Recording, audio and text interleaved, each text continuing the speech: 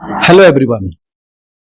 आसंतु आमे जानिबा जे सकाळे वर्कआउट भलो ना संध्या बेले वर्कआउट भलो, कोटा आपनको फेट लॉस जर्नी या फिटनेस जर्नी रे आपनको बेसी सहायता करे।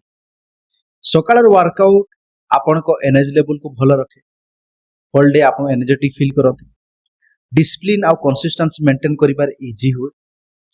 सेकंड, मन भलो रखिबा आ फोकस बढ़िबारे मध्ये सहायता करे। बट किछि लोकंको पाई सकाळे समय टिके एनर्जी लेवल लो था, संध्या बेले वर्कआउट एक्टिव आउ स्ट्रांग फील करती, आपण को परफॉर्मेंस आउ स्ट्रेंथ भलो हेई पारे, दिन सारा भीतर थिबा स्ट्रेस को कम करिबारे सहायता करे।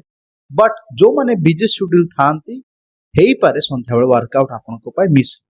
तो सबटो बेस्ट जिंसो एटा होची जे आपण सही समय वर्कआउट करतु जो समय आपण मैक्सिमम समय कंसिस्टेंसी मेंटेन करि काहे रिजल्ट आसे कंसिस्टेंसी। तो एई भला इंपोर्टेंट जिंसो जानिबा पई लाइक आ फॉलो करिवे आ कमेंट निहाते लिखिबे आपण को समय वर्कआउट करूचंत। Thank you.